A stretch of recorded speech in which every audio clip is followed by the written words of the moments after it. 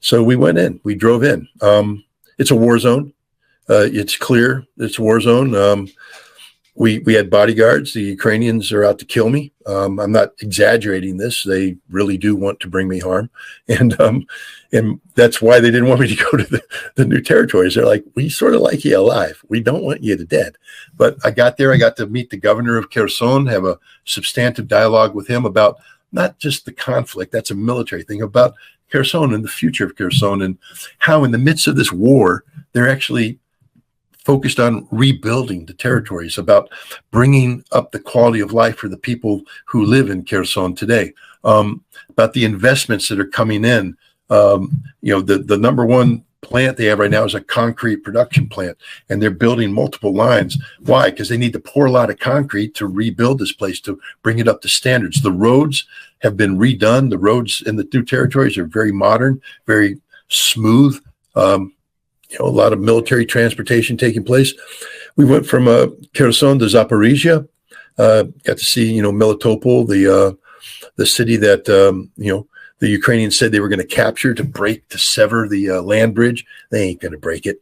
And then on to Mariupol, and that was quite the experience. Mariupol's in Donetsk, People's Republic.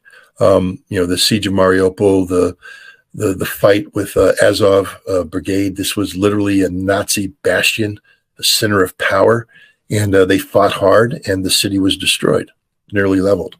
But when you drive into Mariupol from the south, all you see is new construction, giant apartment blocks, put up a giant gleaming hospital, all up and running. Everything's going great, and they're building. And you see they're repairing the buildings that can be repaired, but so many of the buildings can't be repaired. They've been gutted and destroyed, and there's so much left to be done. Which is why the concrete manufacturing plants are so important, because to do all this, you need to pour concrete. And the Russians are thinking about the future. The Russians are thinking about rebuilding. So, it isn't just building military factories. It isn't just building military infrastructure. They're building civilian infrastructure to make life better for the citizens of Donetsk. When you see Azovstal and the ruins of it, you understand the ferocity of the fighting and the price that everybody paid to do this. Then it's on to Donetsk. One thing that I can say about Donetsk is, again, I had 5 military units that I wanted to visit, and we actually had made preparations. We had the connectivity, and I was going to get as close as I could to what they call the red line, the line of contact. I wasn't going to the front lines. Don't worry, I'm not a war tourist. But I wanted to meet these soldiers and talk to them and get a feel for the battle firsthand. They weren't going to let me anywhere near the red line, so only one of those meetings took place, and that was because they brought the person to me as opposed to letting me get there. Plus, they wanted me to get the hell out of there. The Ukrainians are tracking everything. If my phone had to be off and in a Faraday cage so that they couldn't track me. They know my phone number. You don't stay in a hotel. I don't stay in a hotel in Donetsk. I stayed in a safe house, and you didn't know the safe house until the last minute. And then you'd show up there, and everything's on the clock. Anytime you do something, you're on the clock, you're timing it, and you're displacing, because you can't stay in the same place for any length of time, because if they did get a track on you, a HIMARS comes in and is going to kill you. So we're moving and moving. The meeting with Denis Pushilin was the same thing. He's the head of the Donetsk People's Republic. He wanted to meet. But to meet, we were driving through Donetsk, getting a phone call, go here, getting a phone call, go there. And eventually we end up in a place where we can meet. But while we're meeting, we're on the clock. And at some point in time, their guys come and go, meeting's over, everybody's gone, out of there. That's the reality of life in Donetsk. It's a city under attack. As we speak, the Ukrainians are shelling it. They're not killing military guys, they're slaughtering civilians. You can read about the sound of artillery fire. But when you wake up in the morning in Donetsk and you hear it, and it's loud and it's close, and the people are going, that's ours, that's theirs. And as you drive through, you see the mother taking her child to school or taking her to wherever they're going, and the artillery fire, and they're not flinching. They're not flinching. Why? Because it's part of their daily reality. This is what you have to see. But you also have to meet these people and look in their eyes and feel the grip of their hand to realize These are Russians. I know everybody's like, oh, these are occupied territories and they want to. The people that live there are Russians and they will forever be Russian and they only want to be Russian. Their only regret is it took Putin 8 years too long to make the decision to go in.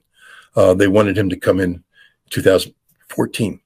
Too many people have died in their point of view, but they are all Russian. And that's the importance of seeing this, of going through there, is to come up with the realization that, anybody who thinks that somehow Ukraine will be able to take these territories back over is wrong. These are Russian territories populated by Russian people.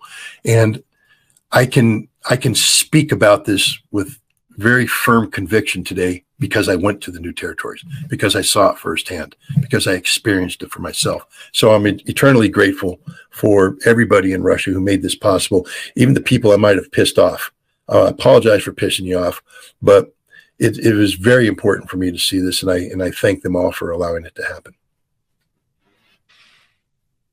Yeah. Wow. Well, I mean, it seems like the trip of a lifetime, but hopefully there are more visits coming up, because I think it's important work to operate as a real ambassador of peace with Russia. I mean, there are few things that are of more importance right now with regard to the world situation. And perhaps before we go, Scott, if you could just maybe in a minute or 5 minutes, just describe what you learned from the Russian people in New Russia, and about the conflict itself. We talk a lot about how Russia is in the driver's seat, Ukraine has lost. How did you experience that? Was that something that you experienced when you were on this trip in the new Russian territories?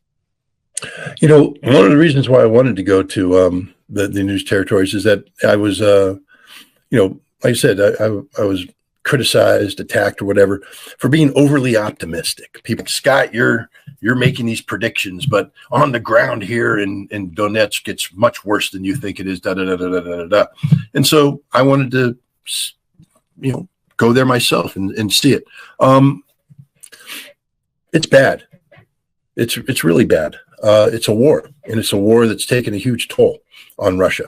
The idea that Russia, is that this is a cakewalk is absurd. I've never said it was a cakewalk, but to talk with these soldiers and understand the price that they've paid and the price that they are paying to bring this conflict to an end. The Russians have paid and are paying a horrible price. I talked to a unit fighting the battle, and I'll try to say this right. It's the Battle of Avdiivka. I'm pretty sure I butchered that too, but it's the big battle taking place near the city of Donetsk right now. Heavily fortified place, just fighting positions everywhere. In October, they launched an attack that started the breakthrough. 3,000 dead. 3,000 dead. And I'm like, wow, you guys got your asses kicked. He's like, no. We killed 20,000 of them. And that's the fact, is that, the kill ratio back then was 7-1. Today, same guy saying it's 20-1 now. For every one of our guys that dead, we're killing 20 of them. It's an absolute massacre. Doesn't mean that they're still not taking casualties. Of course they are. The Ukrainians are putting up a hell of a fight. But I don't see panic. I don't see concern. I don't see anything other than steely-eyed determination to get this job done. And what does it mean, get the job done? Because there was a while there where people were saying, and you still hear it in the West, this is a stalemate. We're fighting to a standstill. This is going to be the new Korea. No, not from the Russian perspective.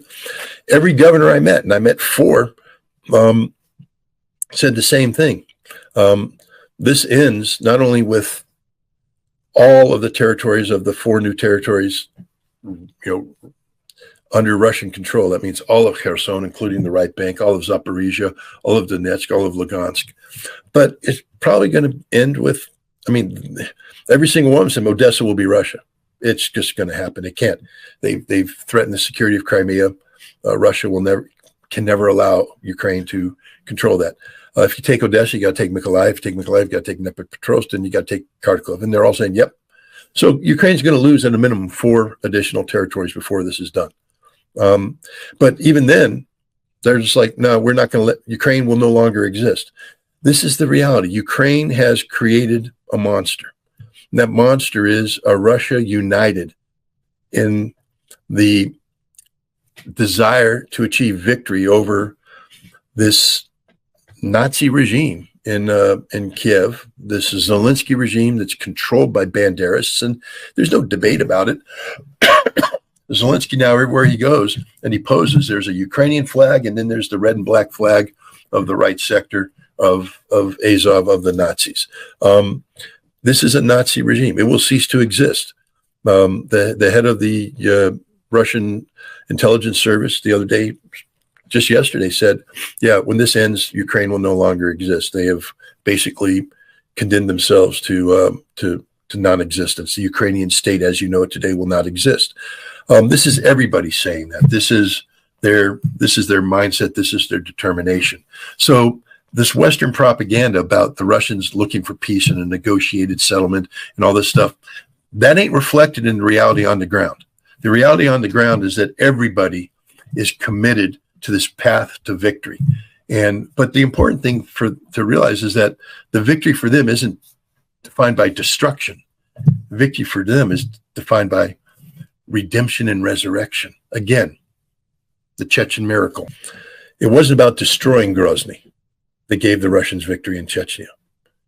It was about the rebirth of Grozny that gave the Chechens and the Russians victory together. And what I was left with was a deep appreciation for the commitment of the Russian people and their leadership to bring this conflict to an end in a way that will allow Russians and Ukrainians to peacefully coexist as Russians and Chechens do today.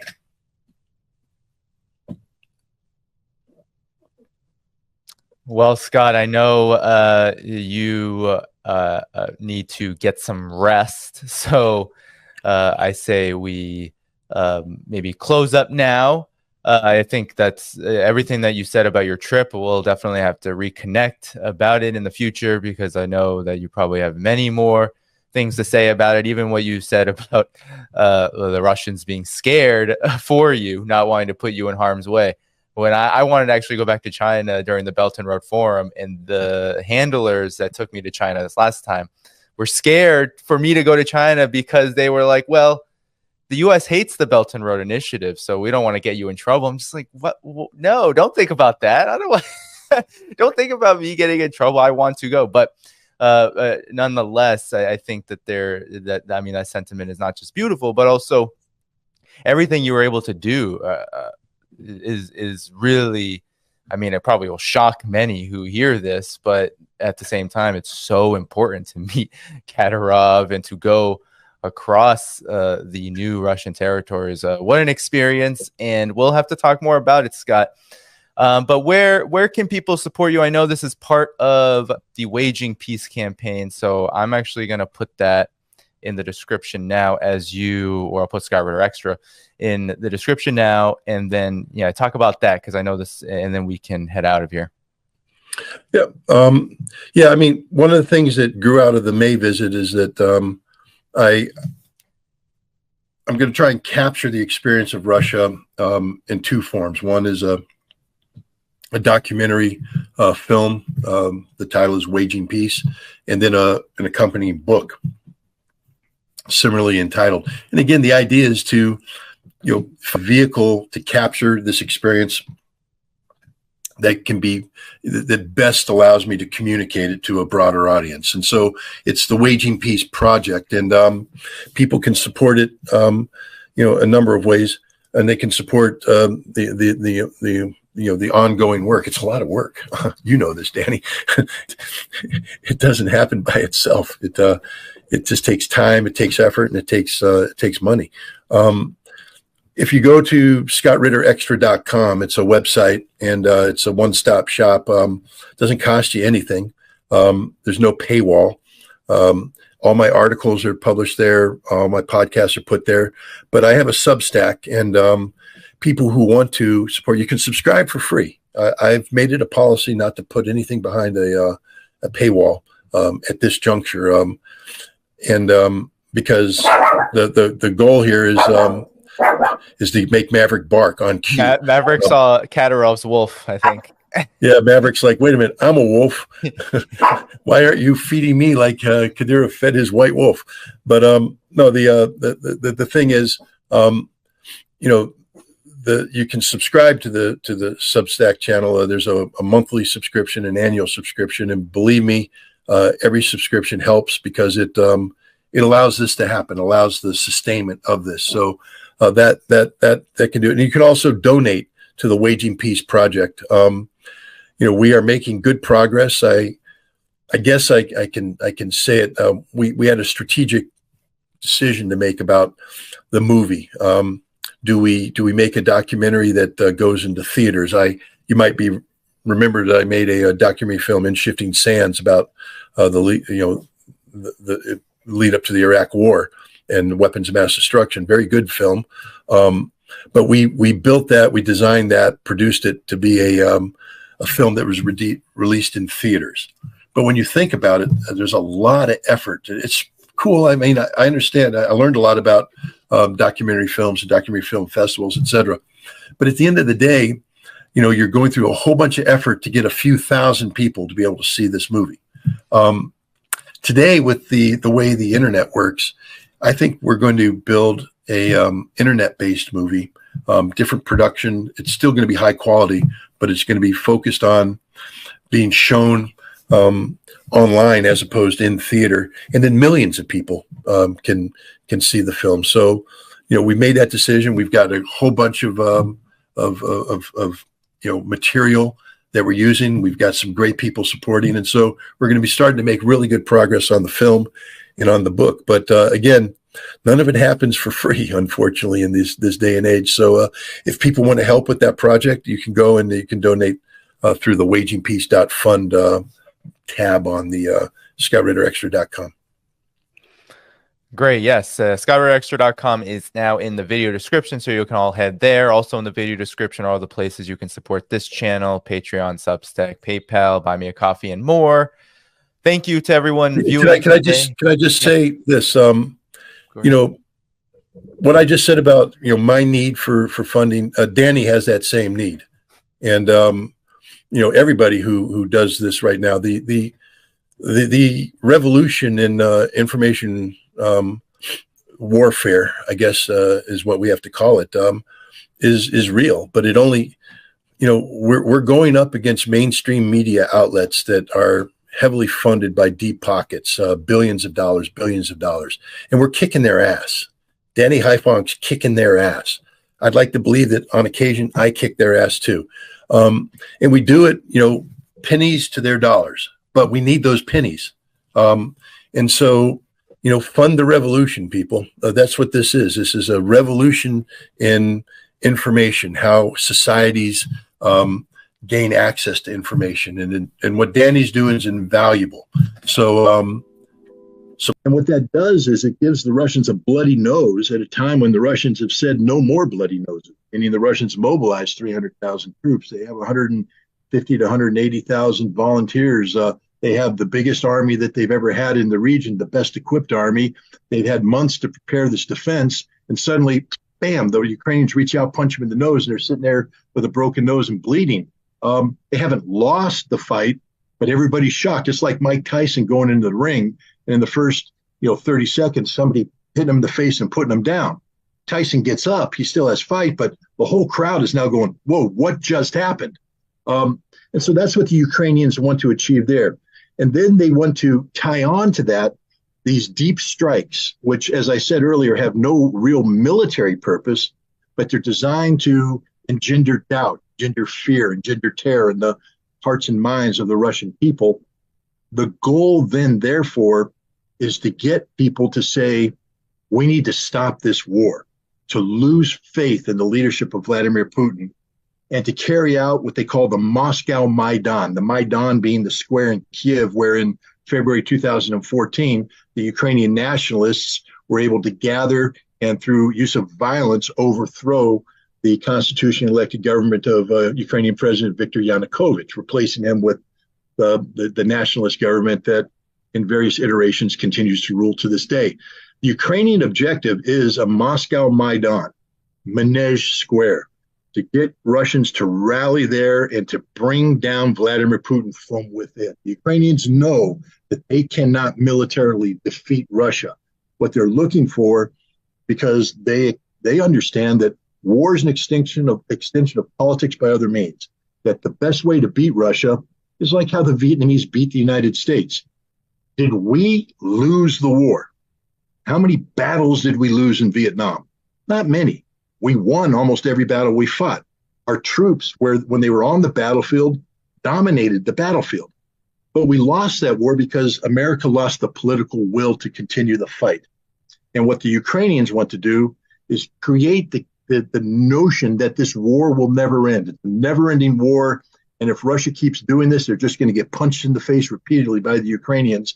And then confronted with this reality, the Russian people will rise up against Vladimir Putin. That's the goal. That's the objective of the Ukrainians in this fight. Okay.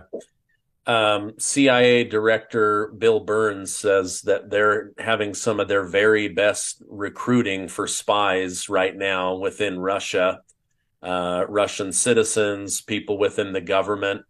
Do you think that this is, I mean, obviously they're looking for intel that they can use against Russia, but are they looking for an assassination opportunity, or do you think that they're just trying to spook Putin so that he becomes even more paranoid about who might be around him? Or what do you think the CIA's objective with trying to infiltrate the inner circle of Putin with spies is? Or is it just a great talking point on the internet?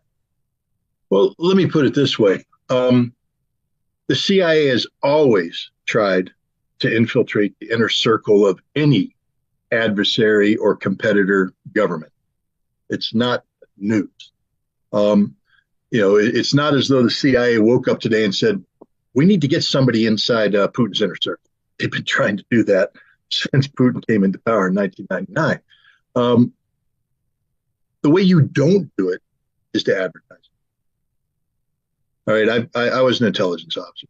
I know how these things work, especially in the human intelligence field. You just don't talk about it, about any aspect of it. It's not even to be whispered. You don't acknowledge it at all. So you have to ask yourself, why would the CIA director suddenly come out and talk about this? Because first of all, what are the Russians going to do when they receive this information? Well, I'll tell you what the Americans would do if the Russians came out and said, yeah, we've had great success penetrating the Department of Defense, the Department of State. We even got some people in the White House and National Security Council. We're the best intelligence we've ever had in the world. We'd immediately turn our security people on and start reviewing everybody, creating distrust, unrest, suspicion. People are going to be looking around going, see the guy? See the gal? What's going on? And that's what we want the Russians to do. Remember, I told you, Moscow Maidan. We want to create a situation where the people lose faith in the government. So now, at a time when people are critical of, for instance, the Russian Ministry of Defense, because of what Yevgeny Prigozhin, the director of Wagner, said was incompetence and corruption. He inserted that notion into the minds of the Russian public. Now the CIA is saying, hey, we're having great luck, great success. And people are going to say, man, maybe the CIA did get some people in there, and that's why Prigozhin's saying there's incompetence and all this stuff. This is a mind game being played by the CIA director. I'll tell you the following. They're having no luck with the Russians, none whatsoever, because Russia is a denied area. The Russian target is harder today than it has been at any time since the Cold War. When we had, again, you just got to think like an intelligence officer. How do you get into Russia? There's two ways normally. One is through diplomatic cover. You work through the embassy or through consulates. You go in there. The Russians usually have that figured out pretty good. Their arrest record of covered diplomats working for the CIA is quite high. They've rolled up a lot of our station operatives. So we're not having too much look at it. The other way is through non-official cover, the NOCs. But to have a NOC operating inside Russia means you have to have social connectivity with Russia. People have to be traveling in and out of Russia because you're operating undercover, and that cover has to be believable and deniable. A NOC is what they call the gray person. They go around and nobody notices them going around. They're not high profile. You know what an American traveling in Russia is today? Any American? High profile. Why? Nobody's traveling in Russia. So William Burns knows that the Russians know, the Russian professionals know that he's not doing. How do they know? Because they've rolled everything up. In 2 years ago, the CIA put out an unprecedented memo. A lot of people have forgotten about this. There's a memo went out to all stations warning them about specific communications methodologies that had been used to communicate with human assets, spies, people we recruited, because we lost everybody. We lost them in China. We lost them in Iran. We lost them in Russia. Why? Because it was compromised. They said, don't do this anymore. If we lost all our assets 2 years ago, and Burns wants us now to believe that we've suddenly rebuilt agent networks that take decades to build at a time when Russia is more close to us than ever before, that's some significant hallucinogenic drugs that he's asking us to consume, because it isn't happening. The Russians know it. This is being done for domestic political consumption. The CIA is going to be called to task very soon for what will be yet another gross intelligence failure, the failure of Ukraine. Ukraine is losing the war. The CIA played an important part in this conflict in helping generate this conflict through its support, a multi-decade support of the Banderas ultra-nationalists who are in control, and its covert support through the Ukrainian military, helping facilitate the flow of munitions, and its intelligence support to the Ukrainian government and Ukrainian military. All of this is failing. The Russians are winning. The CIA is losing. And at some point in time, they will be called before the United States Congress and held to account. And so what Burns is doing right now is trying to put lipstick on a pig, trying to positively spin something that can't be positively spun. I will guarantee you right now, I'll put my reputation on the line. The CIA hasn't had a major recruitment success in Russia at all. Because if they did, Stephen, they wouldn't be talking about it. I can guarantee you that. You don't talk about it. You don't hint it. You don't do anything. Who does William Burns think we are? The dumbest people on the planet? I don't want to answer that question. Well, yeah, the whole thing is so bizarre because it's like, okay, why is American CIA announcing how successful they're being with getting spies to infiltrate Putin? And why is Volodymyr Zelensky saying, we've got this counteroffensive. Here's how we're ramping up. This is what we plan to do. By the way, we have no ammunition. Like, why would you be announcing from the rooftops any plans if it wasn't like misdirection? It just hasn't made any sense to me as I've tried to follow it. It's a voice of desperation. Do you remember in April 2003, Baghdad Bob, the guy we called Baghdad Bob, the Iraqi government spokesperson, and every day he would come out and he's doing his duty. I have no hard feelings against the guy. He had an impossible job to stand there in front of the cameras and tell the world that Iraq was winning the war. In his last broadcast, when he was broadcasting, saying, no, the Iraqis are here. There's no American tanks. Behind them, American tanks were rolling. So I was saying there's no American tanks. They're rolling. Zelensky, Burns, everybody else, they're the modern day equivalent of Baghdad Bob. They're here trying to spin, the story in a way that doesn't make it appear what it actually is, an absolute total Russian victory. Wow. You're familiar with journalist Seymour Hersh. He's the one that broke the story that Biden and the U.S. Navy dive team were behind the explosion of the Russian pipeline into Germany. He has now come out and said that he has intel sources that he's not willing to reveal that are saying that the United States played a much larger role in blowing up the Crimean Bridge than they want to be known. They're trying to let Ukraine take all the credit for that. Do you think there's any truth to that? Was this American technology? He's saying it was like a shallow, basically like a shallow torpedo, that Ukraine would not have this technology. Only the United States would have that. Well, let me put it this way. I've known Seymour Hersh personally for 25 years. I consider him to be a very close friend. And I'd like to believe that he reciprocates that feelings towards me. But as close friends, I can tell you that the one thing we don't do is talk about his stories, and he doesn't talk about his sources. One of the reasons why Seymour Hersh is the successes that he is that he has a reputation that if you talk to him, you don't get arrested. If you talk to him, nobody knows your name because he protects his sources. His reputation also is that the stories he writes, more often than not, far more often than not, turn out to be exactly right, that his sources are good. Is he perfect? No. There are examples where he has been led down the primrose path by a source who was lying to him, and Seymour Hersh, even being the good investigative journalist he is, was unable to uncover the lies. He got too close to the story, too close to the narrative, believed the source without quite checking it, and ended up publishing things that weren't accurate.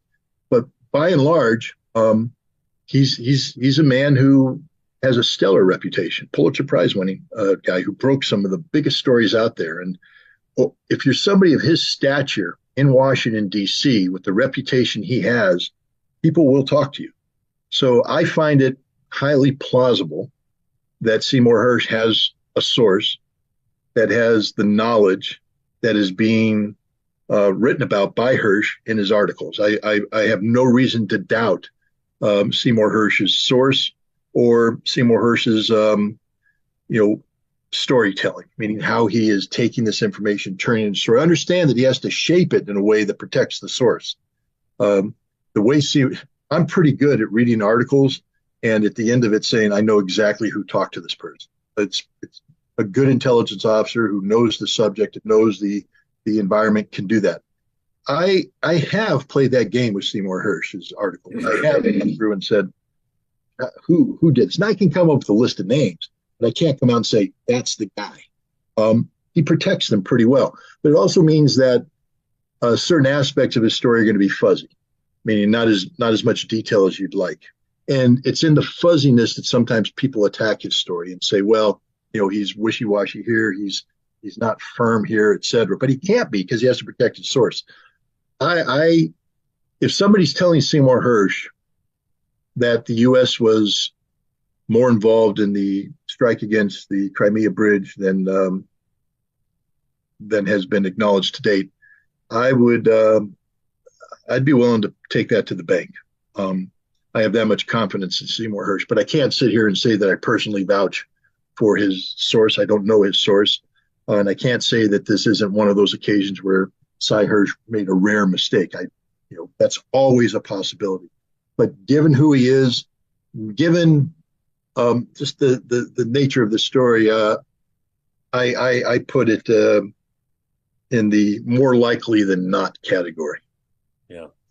He mentioned, I believe it was in an interview with Brian Rose over at London Real, that when he broke the news about the Nord Stream pipeline, he specifically used language that Biden and the White House would know was pointing out how real his source was without revealing who the source was. So he kind of cryptically mentioned that he snuck in messages that Biden and the White House would be like, oh, shoot, ignore this story. He's on to more than we want the public to know.